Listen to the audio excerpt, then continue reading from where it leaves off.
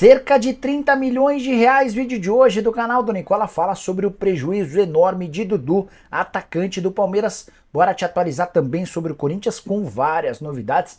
Mateuzinho descartado, Lianco é novo alvo. Quero contar ainda sobre cobranças de empresários em relação ao Timão. Já Igor Coronado foi descartado pelo Flamengo, o Cruzeiro mais perto de contratar um zagueiro argentino. Fluminense sondando o meio atacante que pertence ao Atlético Mineiro. O Santos tomando o transfer ban, a torcida do Vasco furiosa com a 777, as últimas do mercado, bastidores, finanças, informações também do Flamengo, do São Paulo e muito mais. Antes, deixa eu só me apresentar, me chamo Jorge Nicola, jornalista esportivo, e o objetivo por aqui é deixar você por dentro de tudo que está rolando com o seu clube do coração para não perder nada.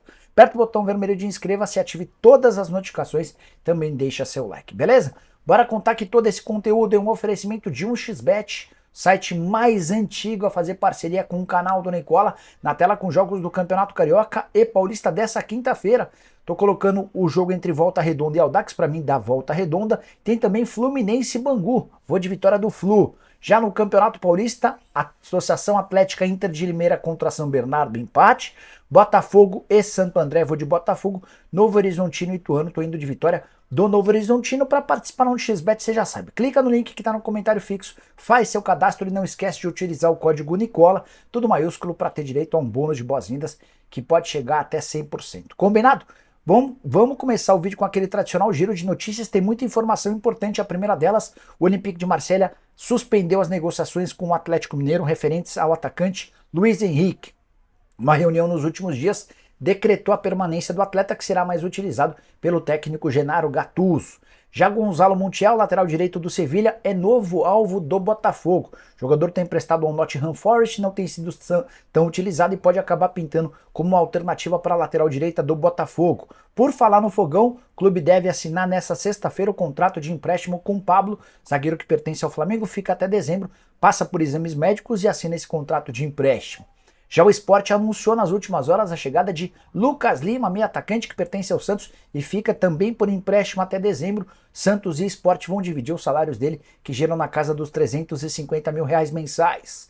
Quero falar também sobre o Alisson, um volante que já esteve no Cruzeiro, atualmente pertence ao Atlético. Tem negociações em andamento com o Cruzeiro e foi sondado nos últimos dias por Corinthians e também Vasco da Gama.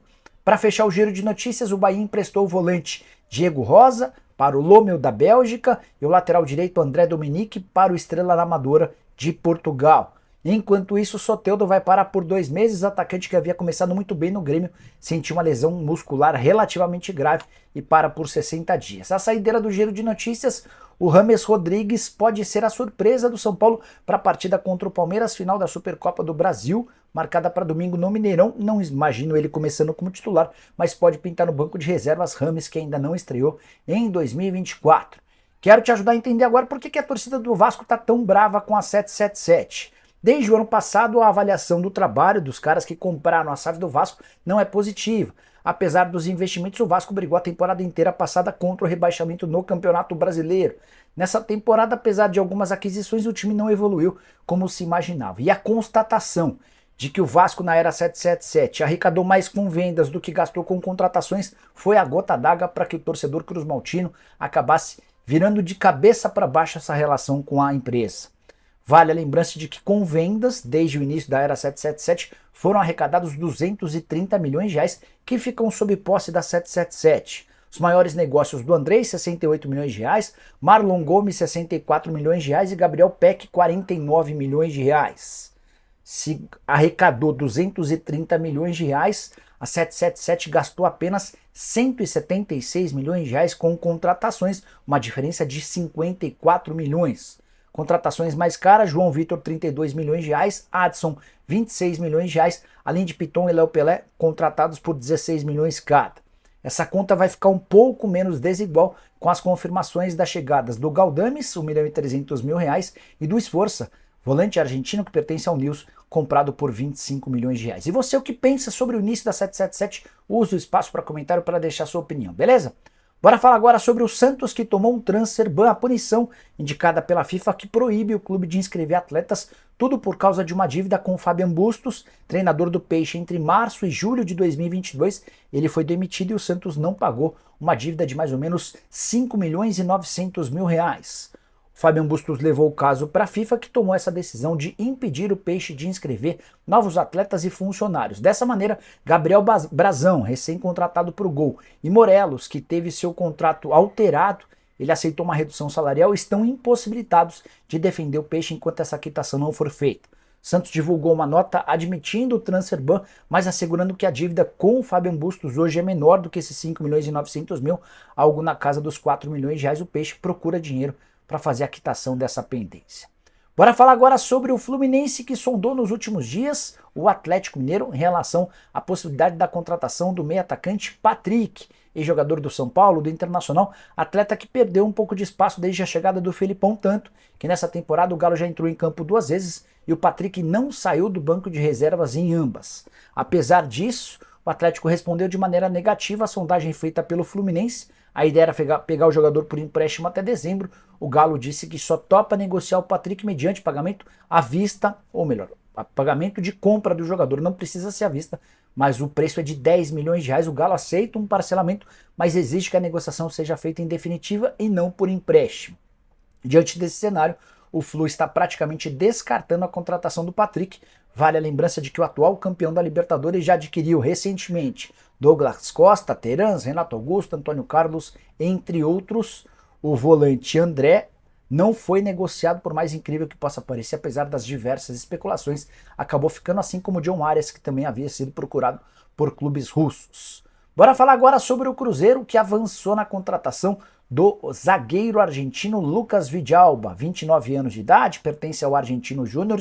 César Luiz Merlo, que é especialista em mercado no futebol argentino, está cravando que o negócio foi fechado. Antes de gravar o vídeo, consultei uma fonte cruzeirense e ela falou que torce para que a notícia se torne verdade, mas ainda não está tudo absolutamente fechado. O Cruzeiro sempre muito cauteloso, só vai dar o negócio como certo após a realização de exames médicos e assinatura do contrato. O Vidalba tem vínculo com o Argentino Júnior, está lá 3 temporadas, titular absoluto após passagens por Aldosivi, Huracan, havia sido formado pelo Independiente. A grande vantagem do Vidalba é que ele pode atuar como zagueiro pelo lado esquerdo e até como um lateral.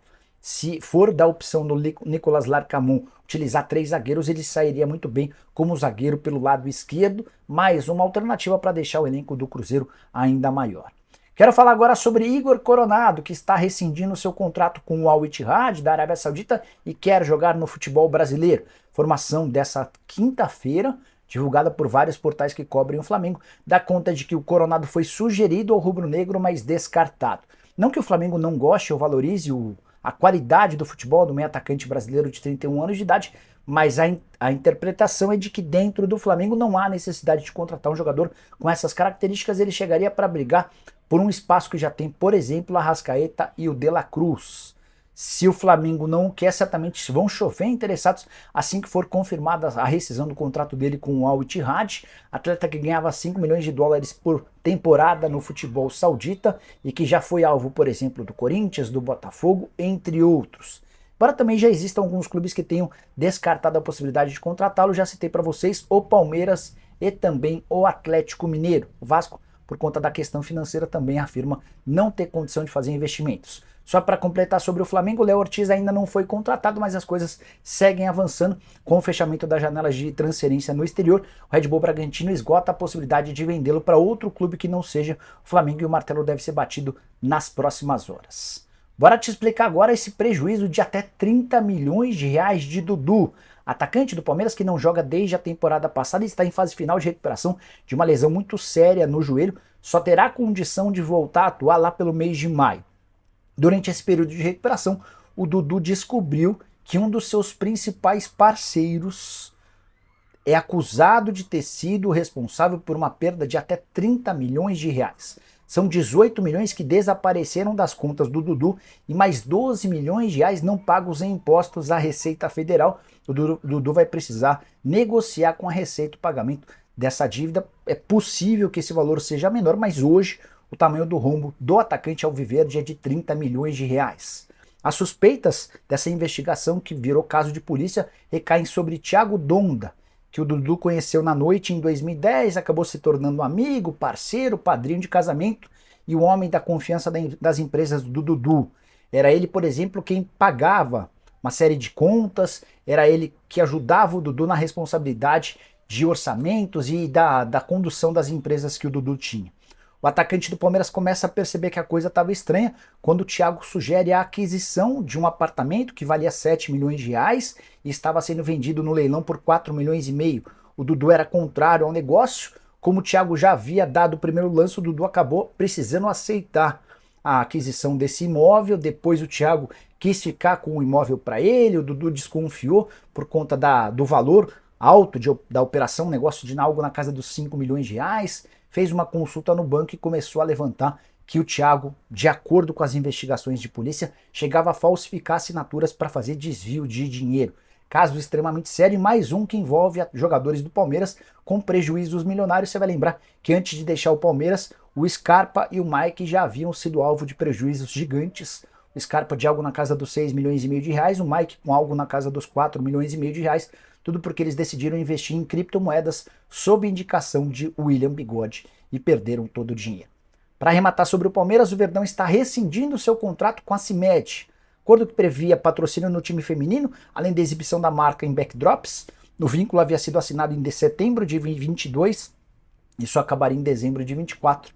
Ao que parece, Leila Pereira não tem lidado bem com parceiros comerciais que não sejam Crefisa e Fã. Bora fechar o vídeo para falar sobre o Corinthians com várias novidades. A primeira delas, Lianco voltou a ser a pauta alvinegra. Zagueiro que desde o ano passado tem dado sinais de que gostaria de jogar no Corinthians. De vez em quando ele posta uma história assistindo a jogo do Timão. Vale a lembrança de que o Corinthians busca um zagueiro, entende no Lianco um jogador de bom valor, de bom peso, mas a questão financeira era um impeditivo. A opção primária, a primeira opção para substituir o Lucas Veríssimo era de contratar o Pablo, só que o Pablo já se acertou com o Botafogo e será anunciado nas próximas horas. Diante desse cenário, o Corinthians deve reforçar as tratativas com o Lianco, que pertence ao Southampton e está emprestado ao Al Garrafa do Catar. E aí vale uma parte. Desde setembro, o Lianco não pode jogar, tudo porque deu um tapa no rosto de um jogador do Al Sadd, que é o time do rei lá do Catar, e o Lianco acabou pegando uma suspensão por tempo indeterminado. E desde então ele não consegue jogar. O Lianco adoraria rescindir o contrato com o Al Garrafa para voltar ao Southampton ser negociado por empréstimo em definitivo com o Corinthians. O Southampton está pedindo 4 milhões de euros. O Corinthians tenta convencer o time inglês a liberá-lo por empréstimo com opção de compra. Se essa coisa avançar, o Corinthians pode ter o Lianco como reforço para o restante da temporada. Ainda sobre o Timão, queria contar para vocês que Mateuzinho não será reforço alvinegro. Pelo menos é o que está garantindo o Flamengo, que pegou ódio dos dirigentes do Fla pela forma como foi conduzida a negociação do Mateuzinho. Vocês vão lembrar que o Mateuzinho ficou treinando no Corinthians enquanto esperava-se pelo anúncio da contratação. Só que Corinthians e Flamengo divergiram em relação à opção de compra. Diante desse cenário, o Corinthians chegou a divulgar uma nota colocando a culpa no Flamengo. A partir daí, os dirigentes do Flamengo decidiram que não farão mais negócio com o Mateuzinho envolvendo o Corinthians. O Mateuzinho gostaria de jogar no Timão, recusou a possibilidade de ir para o Botafogo e diante desse cenário não se sabe ao certo o futuro do lateral direito. Para completar sobre o Corinthians, movimento importante de empresários no mercado cobrando dinheiro do Timão. São mais de 200 milhões de reais de dívida, com direito ao Carlos Leite recorrendo à justiça e exigindo mais de 60 milhões de reais. Carlos Leite, que é empresário do Cássio, do Fagner, e já havia sido representante também em outros momentos do Mano Menezes e do Renato Augusto. Só para arrematar, o Carlos Leite ainda chamou o Augusto de mentiroso. O atual presidente alvinegro recentemente anunciou que havia fechado a venda das placas de publicidade na Neoquímica por 48 milhões de reais por ano. De acordo com Carlos Leite, ele havia sido o intermediário dessa negociação que foi fechada no ano passado, antes mesmo da chegada do Augusto Melo à presidência alvinegra. Mais problemas no Corinthians, uma confusão sem tamanho. E você curtiu o vídeo? Deixa like, se inscreve no canal. A gente se encontra às 7 com o programa do Nicola. Abraço, tchau!